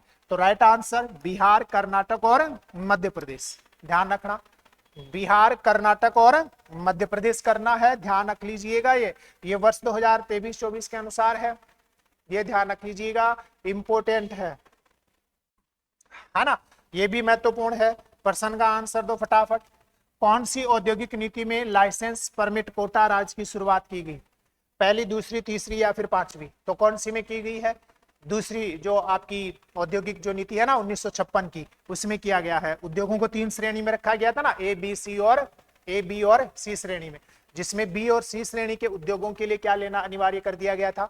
आपका लाइसेंस लेना अनिवार्य कर दिया गया था। तो 2 number is the right answer. ठीक है भैया। अगला, अगर आप कितना समझने वाला पर्सन है, अगर आप एक सीधी रेखा से राजस्थान से नागालैंड की यात्रा करें तो निम्न नदियों में से कौन सी नदी को आपको पार नहीं करना पड़ेगा? राजस्थान से किधर जाओ? सीधा नागालैंड, तो कौन सी नदी नहीं आएगी भैया? बताओ। यमुना को पार करना पड़ेगा? करना पड़ेगा। सिंधु को पार करना पड़ेगा? नहीं करना पड़ेगा। गंगा को पार करना पड़ेगा? करना पड़ेगा। ब्रह्मपुत्र को पार करना पड़ेगा? करना पड़ेगा। कौन सी नदी को नहीं करना पड़ेगा? सिंधु नदी को नहीं करना पड़ेगा। ठीक है, तो जिसने भी इसका राइट आंसर दिया है वो बधाई का पात्र है भैया। ये देखो, ये अपन भारत के भौतिक प्रदेशों वाली कक्षा है उसमें कर चुके हैं, लेकिन यहाँ प्रश्न अब दूसरी बार जो है ना अलग प्रकार से पूछा गया है। क्या पूछा गया है? अरुणाचल हिमालय में पश्चिम से पूर्व में बसी जनजातियों का सही क्रम कौन सा है ना? पश्चिम से पूर्व की ओर बसी हुई जनजातियों का सही क्रम कौन सा है? तो देखो कौन सा है? मोनपा, अबोर, मिसमी, निसी और नागा, यही राइट आंसर है। सबसे पहले कौन सी है? जैसे अगर आप ऐसे अरुणाचल प्रदेश में जाते हो ना इस प्रकार से, तो यहाँ सबसे पहले कौन सी आएगी? मोनपा, है ना? कौन सी आएगी? ध्यान रखना, पहले आएगी मोनपा, फिर अबोर, फिर आपकी मिसमी, फिर आपकी कौन सी? निसी, और लास्ट में आपकी कौन सी? नागा है। ठीक है, ध्यान रखिएगा, इस प्रकार से आएगा। तो राइट आंसर आपका पहला ही हो गया है। अगले वाले प्रश्न की तरफ मूव कर रहा हूं भैया, है ना? ये भी अपना बहुत ही शानदार प्रश्न है। जब मुख्य नदियां एक दूसरे के समानांतर बहती हो और सहायक नदियां उनसे समकोण पर आकर मिलती हो, तो ऐसे अफवाह प्रतिरूप को क्या बोलते हैं? भाई मुख्य और सहायक, जो मुख्य नदियां है ना वो एक दूसरे के क्या हो रही हैं? समानांतर बह रही है ऐसे, है ना? एक दूसरे के क्या हो रही हैं? समानांतर बह रही हैं। और इनकी सहायक नदियां जो है ना इनसे कहां आकर मिल रही हैं? ऐसे समकोण पर आकर मिल रही हैं। इस प्रकार से किस पर आकर मिल रही हैं? ऐसे समकोण पर आकर मिल रही हैं इस प्रकार से। तो ये जो प्रतिरूप बनता है, इस प्रतिरूप का नाम कौन सा है? जालीनुमा प्रतिरूप है। कौन सा प्रतिरूप है? जालीनुमा प्रतिरूप है। तो जिसने भी इसका सी आंसर बताया है वो बधाई का पात्र है भी। अगले वाले प्रश्न की तरफ मूव करते हैं भैया, है ना? नमामि गंगे कार्यक्रम जो भारत सरकार का कार्यक्रम है वर्ष 2014 में जिसको शुरू किया गया, इसका कौन सा एक जो है ना वो उद्देश्य नहीं है? सीवरेज ट्रीटमेंट है, नदी किनारे का विकास करना है ना? नदी की सतह की सफाई करना है, जैव विविधता का संरक्षण करना है ना? वनीकरण को बढ़ावा देना है, औद्योगिक अपशिष्ट पर निगरानी रखना है। मतलब सारे ही जो है ना इसके क्या है? आपके उद्देश्य हैं। कौन सी योजना के? आपके है ना नमामि जो गंगे कार्यक्रम है इसके। ठीक है भैया, है ना? संगत जो विकल्प है उसका चयन करना है। इस प्रश्न का आंसर दो देंगे, बहुत ही शानदार प्रश्न है। आम्र वर्षा केरल व तटीय कर्नाटक में तूफानी वर्षा, बिल्कुल सही है। जो प्री मानसून की वर्षा होती है कहां? आपके केरल व तटीय कर्नाटक में तूफानी जो वर्षा होती है वो बिल्कुल सही है, मतलब प्री मानसून की वर्षा। काल बैसाखी असम पश्चिमी बंगाल में बैसाख माह में, है ना, सायकाल को चलने वाली भयंकर व विनाशकारी वर्षा युक्त पवने हैं, बिल्कुल सही है। लू क्या है? शुष्क, गर्म व पीड़ादायक पवन जिनकी तीव्रता सबसे ज्यादा होती है दिल्ली और पटना के बीच में। क्या ये सही है? ये भी सही है। तो सारे ही आपके क्या है? संगत हैं। 4 नंबर इसका राइट आंसर। ठीक है भैया, अगले वाले प्रश्न की तरफ मूव करते हैं भैया, है ना? अगला प्रश्न क्या कह रहा है? इसका भी आंसर तो देखे फटाफट। क्या कह रहा है? समुद्र तल से, है ना, 500 से 1370 मीटर की ऊंचाई वाले पश्चिमी घाट के पश्चिमी भाग पर, मतलब समुद्र तल से 500 से 1370 मीटर की ऊंचाई, वो भी पश्चिमी घाट, और पश्चिमी घाट का भी कौन सा ढाल? पश्चिमी ढाल पर किस प्रकार के जो है ना वो वन पाए जाते हैं? उष्णकटिबंधीय आर्द्र पर्णपाती, उष्णकटिबंधीय सदाबहार, है ना, पर्वतीय, ये तो कोई मतलब भी नहीं है ना, उपोष्ण शुष्क सदाबहार, ये भी गलत हो गया, है ना। आर्द्र पर्णपाती भी नहीं है, तो कौन सा आंसर हो गया? ये उष्णकटिबंधीय आर्द्र सदाबहार वन जो है ना वो आपके पाए जाते हैं। ठीक है भैया, जिसने भी इसका सही आंसर दिया है बधाई का पात्र है भैया। अगला, वन रिपोर्ट 2023 के अनुसार, किसके अनुसार है? वन रिपोर्ट 2023 के अनुसार, आजा भी, वन रिपोर्ट 2023 के अनुसार राजस्थान के कौन से जिले में अति सघन वन, वेरी डेंस फॉरेस्ट जो है ना वो सबसे ज्यादा है? जयपुर में है कि अलवर में है कि उदयपुर में है? तो आंसर बताओ देखिए कमेंट्स करके। तो राइट आंसर आपका कौन सा होगा? Right answer is the Alwar में सबसे ज्यादा कौन से वन है? अति सघन वन है। मतलब राज्य के 11 जिलों में अति सघन वन है इस रिपोर्ट के अनुसार, जिसमें से सबसे ज्यादा कहां है? अलवर में। ठीक है, तो राइट आंसर आपका कौन सा हो जाएगा? Alwar is the right answer. ठीक है भैया। अगला, ये भी इजी पर्सन है और करंट का पर्सन है, और देखिए बताओ आंसर क्या है। गोपाल क्रेडिट कार्ड योजना में डेयरी गतिविधियों, गौवंश हेतु शेड, खेली निर्माण, दुग्ध व चारा संबंधी उपकरण खरीदने हेतु गोपालकों को कितने रुपए ब्याज मुक्त उपलब्ध करवाया जाता है? तो राइट आंसर आप जानते हो कितने लाख रुपए उपलब्ध करवाए जाते हैं? 1 लाख रुपए जो है ना इसमें उपलब्ध करवाए जाते हैं। लेटेस्ट जानकारी क्या है? तो लेटेस्ट जानकारी भी पढ़ लीजिएगा भी। लेटेस्ट जानकारी क्या कह रही है? योजना के पहले चरण में 5 लाख है ना गोपालकों को ऋण सुविधा उपलब्ध करवाई जाएगी, ऐसा अनाउंस हुआ था। यह है काम का। बजट 2025-26 के है ना 25-26 में आगामी वर्ष में 2,50,000 गोपालक परिवारों को, संख्या नहीं है, गोपालक परिवारों को 2,50,000 है ना गोपालक परिवारों को जो है ना वो ऋण उपलब्ध करवाया जाएगा। 2,50,000 गोपालक परिवारों को। ठीक है, परिवार शब्द ध्यान में रखना है ना। ये लेटेस्ट जानकारी है इसके बारे में। आगे बढ़ते हैं।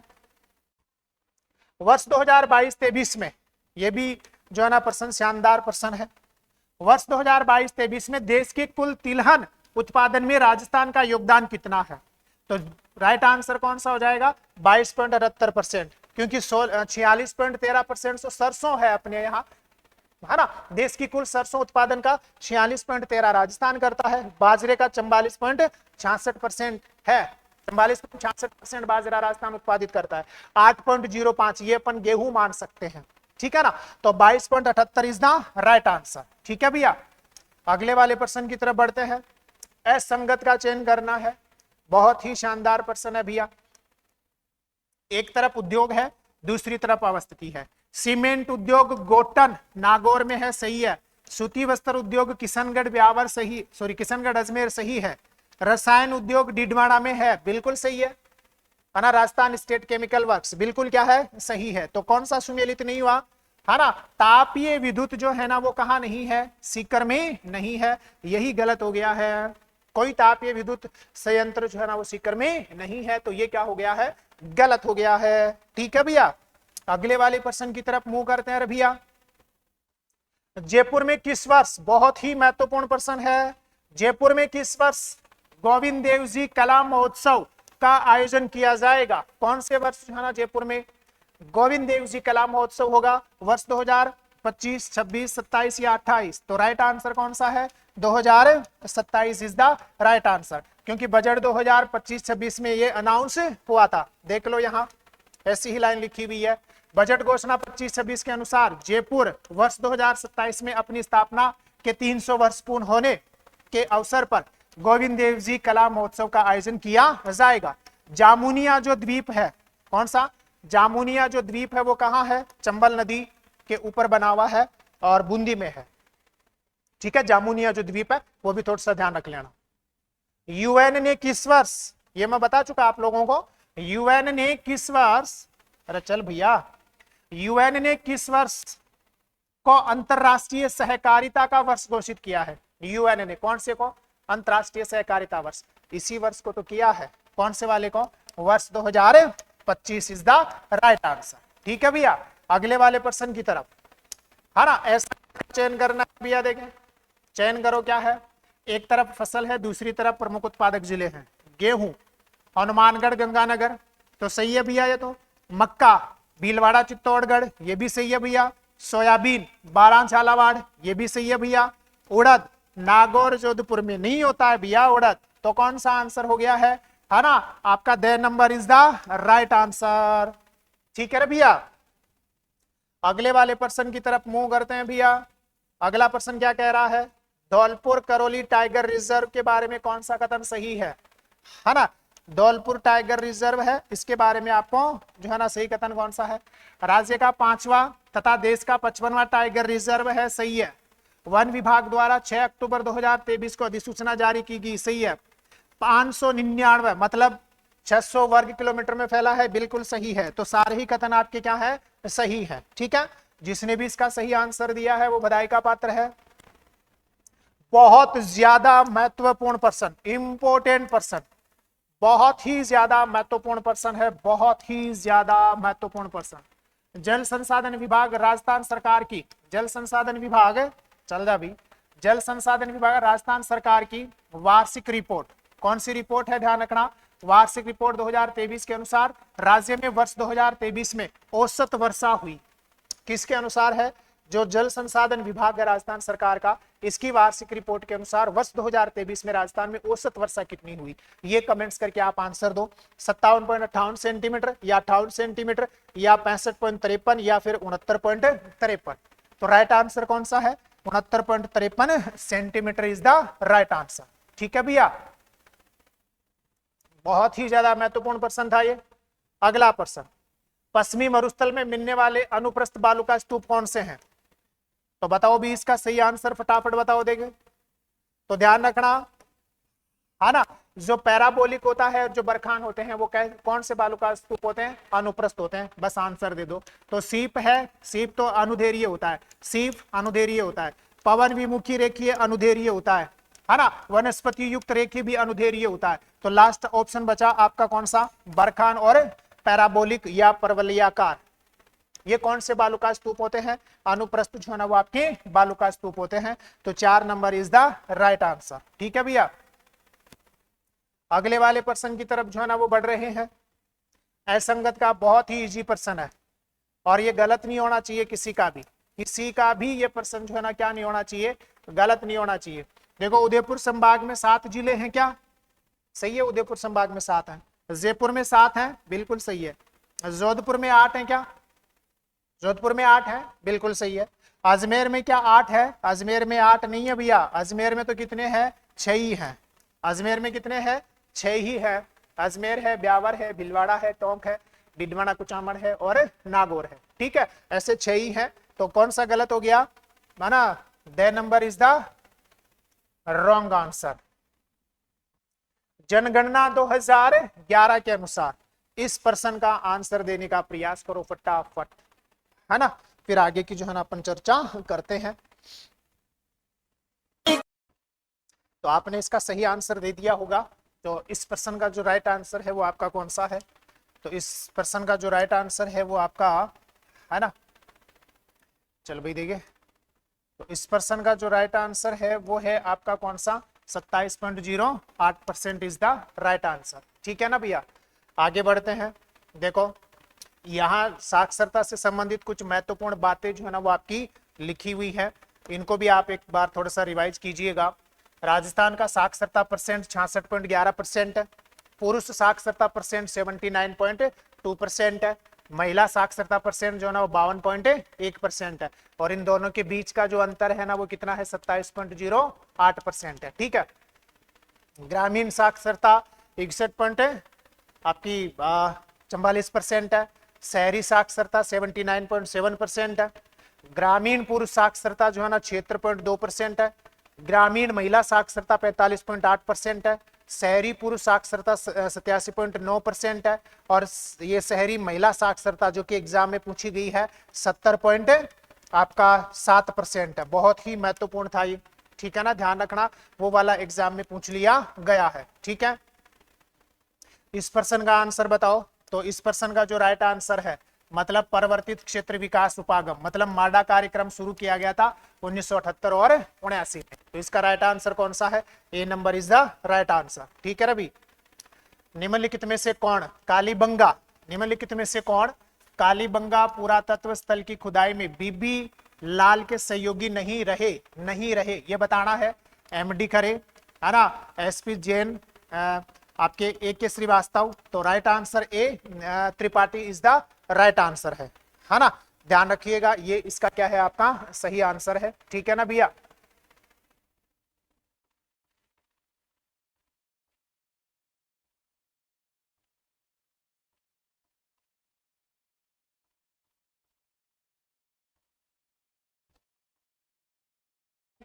अगला जो प्रश्न है अगर उसकी बात करें, हाँ ना, प्रश्न का आंसर दो। देखो क्या प्रश्न है, फटाफट पढ़ो। निम्न में से कौन राजस्थान में ताम्रयुगीन सभ्यता का आरंभिक केंद्र माना जाता है? तो राइट आंसर आपका कौन सा हो जाएगा, है ना, Ganeshwar is the right answer. ठीक है रे भैया, अगले वाले प्रश्न की तरफ बढ़ते हैं। ये बहुत ही महत्वपूर्ण प्रश्न है, पहले लिख दिया है इंपॉर्टेंट प्रश्न, ठीक है ना। अरब यात्री सुलेमान ने मिहिर भोज के समय का वृतांत प्रस्तुत किया है। मतलब अरब यात्री मिहिर भोज ने, अरब यात्री सुलेमान ने मिहिर भोज के समय का वर्णन किया है, तो ये सही कथन है। सुलेमान ने मिहिर भोज को इस्लाम का शत्रु बताया है, ये भी सही है। ग्वालियर प्रशस्ति में मिहिर भोज को आदि वरा की उपाधि दी गई है, ये भी सही है। तो सारे ही कथन आपके क्या है, सही है। जिस भी विद्यार्थी ने सही आंसर दिया है वो बधाई का पात्र है। अगले वाले प्रश्न की तरफ बढ़ते हैं भैया, ये भी बहुत ही ज्यादा महत्वपूर्ण प्रश्न है, इंपॉर्टेंट प्रश्न है। गुर्जर प्रतिहार शासक मत्थन देव राजौरगढ़ पर शासन किया करता था, बिल्कुल सही है। ग्वालियर प्रशस्ति ग्वालियर अभिलेख में नागभट्ट को मलेच्छों का नाशक बताया गया है, बिल्कुल सही है। मंडोर प्रतिहार वंश की वंशावली रजिल नामक शासक से शुरू होती है, ये भी बिल्कुल क्या है, सही है। ग्वालियर अभिलेख में प्रतिहारों को सौमित्र मतलब लक्ष्मण के वंशज माना गया है, या इनकी उत्पत्ति लक्ष्मण से मानी गई है, तो ये भी बिल्कुल क्या है, सही है। तो सारे ही क्या है इसके राइट हैं। तो जिस भी विद्यार्थी ने इसका सारे ही कथन जो है ना वो सही बताए हैं वो बधाई का पात्र है। महाराणा सांगा से संबंधित निम्नलिखित कथनों पर विचार करना है। राणा सांगा से संबंधित, खानवा युद्ध में सलहदी पंवार ने पक्ष बदलकर बाबर का साथ दिया, बिल्कुल सही है। खानवा युद्ध में सूर्यमल सांगा के पक्ष में युद्ध नहीं लड़ा, बिल्कुल सही है, ये बाबर के पक्ष में युद्ध लड़ा था। खातौली युद्ध में महाराणा सांगा ने इब्राहिम लोदी को पराजित किया था, बिल्कुल सही है। तो सारे ही कथन आपके क्या है, सही है। ठीक है ना रबिया। अगला प्रश्न, किस चौहान वंशीय शासक ने, कमेंट करके आंसर बताओ, किस चौहान वंशीय शासक ने प्रताप लंकेश्वर की उपाधि धारण की? कमेंट्स करके जो है ना इसका आंसर बताइएगा। तो कौन सा आंसर हो जाएगा, Someshwar is the right answer. ठीक है ना भैया। अगला, हाँ ना, ये भी बहुत ही महत्वपूर्ण प्रश्न है। 1857 की क्रांति के समय के जो कथन दिए गए हैं उनके बारे में आपको विचार करना है। कर्नल एबॉट नीमच में अंग्रेज सैन्य अधिकारी था, सही बात है। मैकमोसन का सिर काटकर आहुआ के किले पर लटकाया गया, सही बात है। मेवाड़ का पॉलिटिकल एजेंट मेजर सोवर्स थे, बिल्कुल सही बात है। टोंक का नवाब 1857 की क्रांति के समय वजीरुद्दौला थे, क्या ये सही है, बिल्कुल सही है। तो सारे ही कथन आपके क्या है, सारे ही कथन आपके क्या हैं, सही हैं। ठीक है ना रबिया। अगले वाले प्रश्न की तरफ बढ़ते हैं, है ना। निम्न में से किस ब्रिटिश अधिकारी ने तात्या तोपे को फांसी देने के लिए ब्रिटिश सरकार की आलोचना की? तो राइट आंसर है KCL सावर्स। कौन है, KCL सावर्स, मेवाड़ के पॉलिटिकल एजेंट। ठीक है भैया। अगले वाले प्रश्न की तरफ, इंपॉर्टेंट प्रश्न है भैया, है ना। कौन सा मंदिर जो है ना वो मंदिर स्थापत्य कला की मारू गुर्जर शैली का मंदिर है? तो भैया समिधेश्वर जो मंदिर है ना चित्तौड़गढ़ में, मतलब राइट आंसर कौन सा आपका, समाधीश्वर मंदिर Chittorgarh is the right answer. ठीक है। देखो यहाँ कुछ बातें लिखी गई हैं, पढ़ो इनको। सोलंकी कालीन जो मंदिर निर्माण शैली है उसी को मारू गुर्जर शैली कहते हैं। ये 11 से 13वीं शताब्दी के मध्य की मंदिर स्थापत्य कला है, और 11 से 13वीं शताब्दी का जो समय है उसे मंदिर स्थापत्य कला का स्वर्णिम काल भी बोला जाता है। राजस्थान में सचियाई माता का मंदिर, समिधेश्वर मंदिर और दिलवाड़ा के जो जैन मंदिर हैं ये गुर्जर मारू शैली के क्या माने जाते हैं, मंदिर आपके माने जाते हैं। ठीक है। ये थोड़ा सा इजी प्रश्न है। झांझी के रूप में किस देवी की पूजा की जाती है? तो पार्वती की जो है ना वो क्या की जाती है, पूजा की जाती है। ठीक है भैया। आगे बढ़ते हैं, अगला जो प्रश्न है उसकी तरफ बढ़ते हैं, है ना। मानचरित्र रासो के रचयिता कौन है? तो कमेंट्स करके इसका आंसर बताओ। मानचरित्र रासो के रचयिता कौन है? कवि Narottam is the right answer. ठीक है भैया। अगला प्रश्न कौन सा है, 1921 की, कौन सी है, 1921 की चांदखेड़ी नामक घटना किस किसान आंदोलन से रिलेटेड है? इंपोर्टेंट पर्सन है भैया। कौन से किसान आंदोलन से रिलेटेड है? बेंगू किसान आंदोलन से रिलेटेड है। ठीक है ना। देखो यहाँ कुछ घटनाएं लिखी हुई हैं।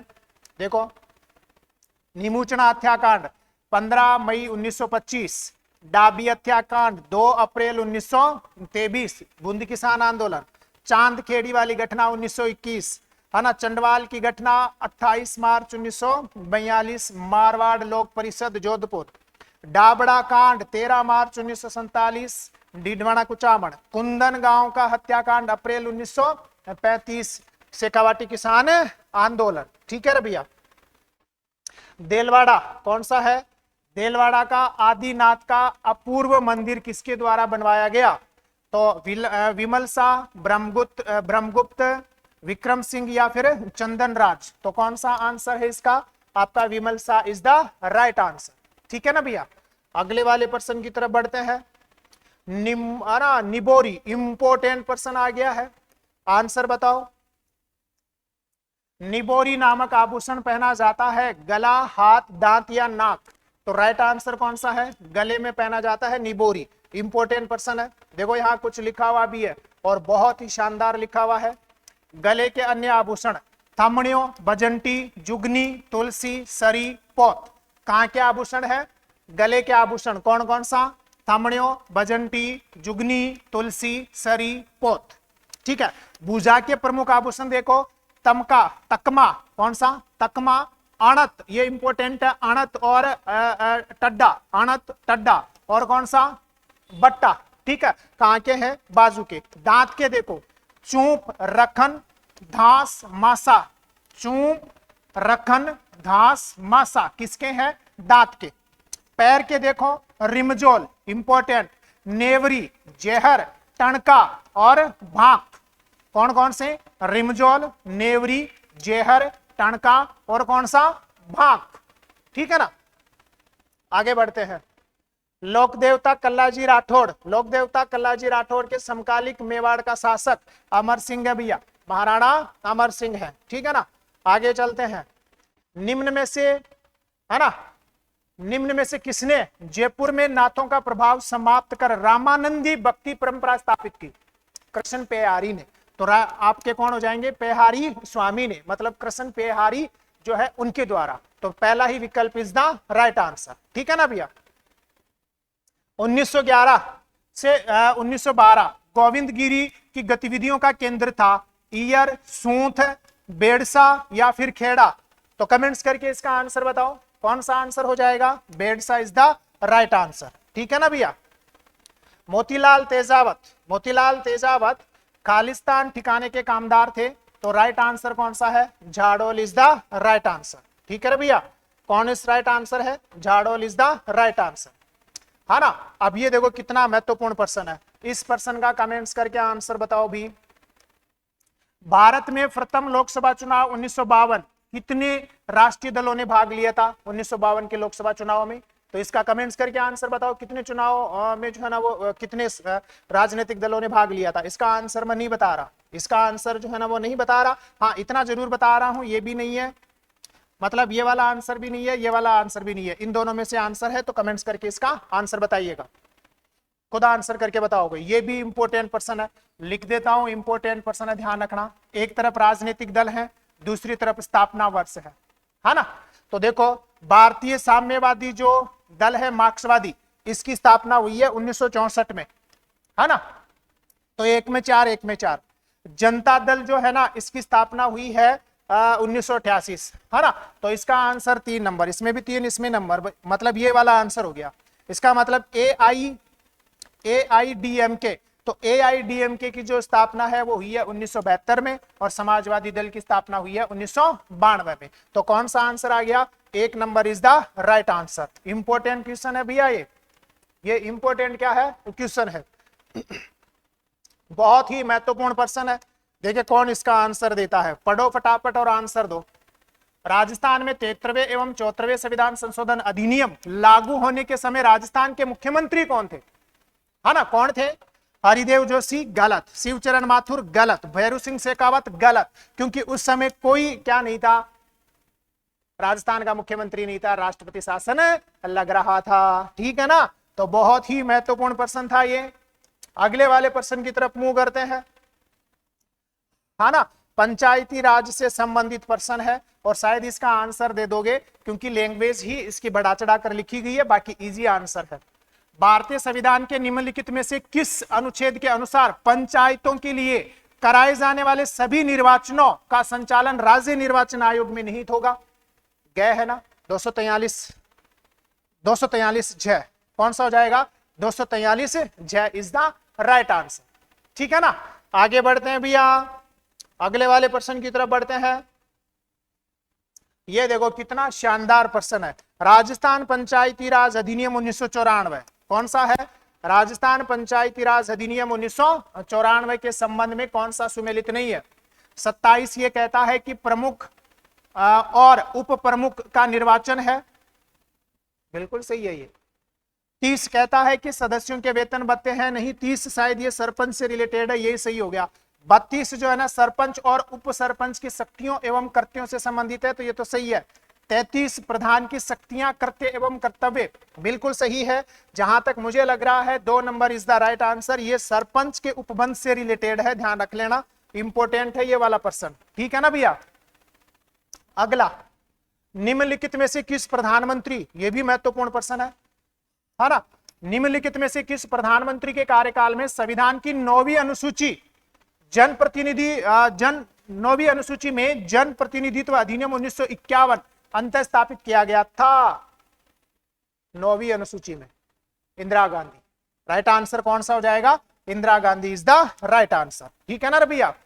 अगले वाले प्रश्न की तरफ बढ़ते हैं भैया। 19वें गुटनिरपेक्ष शिखर सम्मेलन में जो है ना वो भारत की ओर से किसने भाग लिया है? तो ध्यान रखना ना, भारत के प्रधानमंत्री ने तो हिस्सा नहीं लिया है, भारत के विदेश मंत्री ने हिस्सा लिया है। तो भारत के विदेश मंत्री कौन है? एस जयशंकर ने जो है ना इस मीटिंग में हिस्सा लिया है। ठीक है भैया।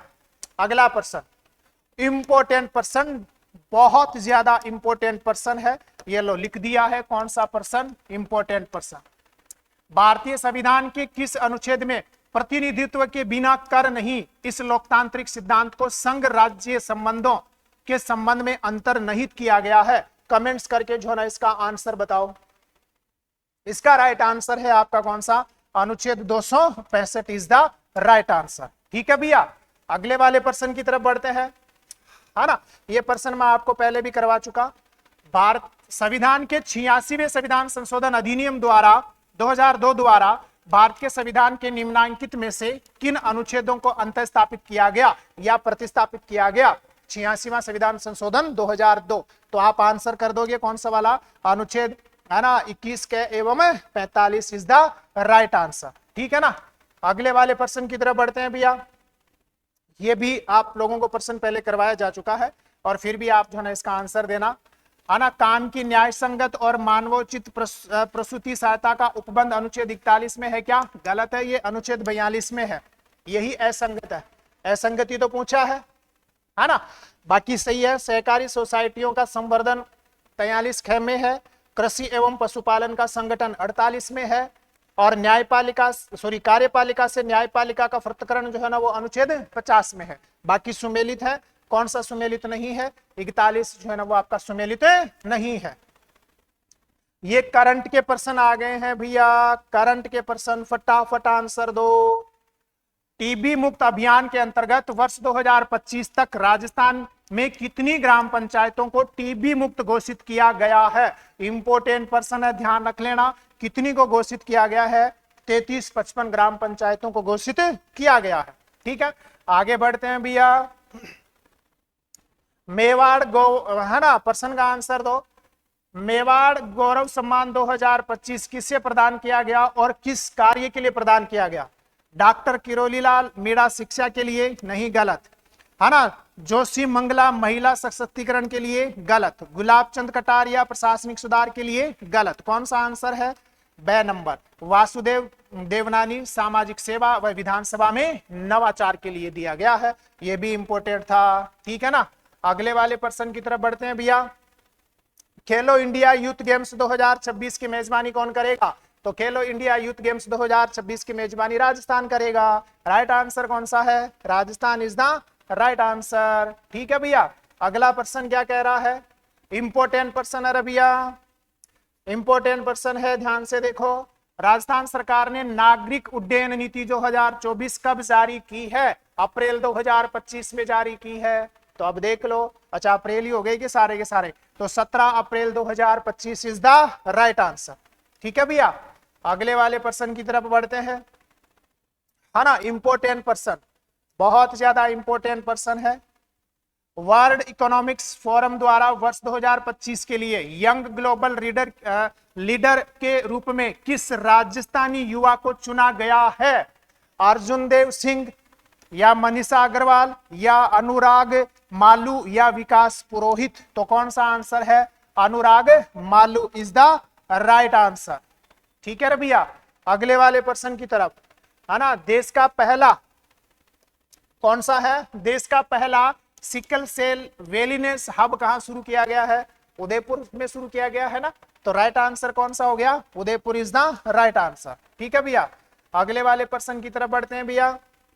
राजस्थान में लेक्रोस खेल सोसाइटी, इंपोर्टेंट मान के चल लेना इसको, लेक्रोस खेल अकादमी इंपोर्टेंट क्वेश्चन मान के चल लेना। तो कहां शुरू की गई है? Udaipur is the right answer. Udaipur is the क्या है? Right answer. ठीक है, ध्यान रखना, लेक्रोस खेल है ये और इंपोर्टेंट है। प्रज्ञा केवल रमानी का नाम याद रखना, जिनको मुख्यमंत्री उत्कृष्टता पुरस्कार दिया गया था, इसी लेक्रोस खेल के लिए दिया गया था। तो ये इंपोर्टेंट है भैया, है ना। अगला क्वेश्चन, हाल ही में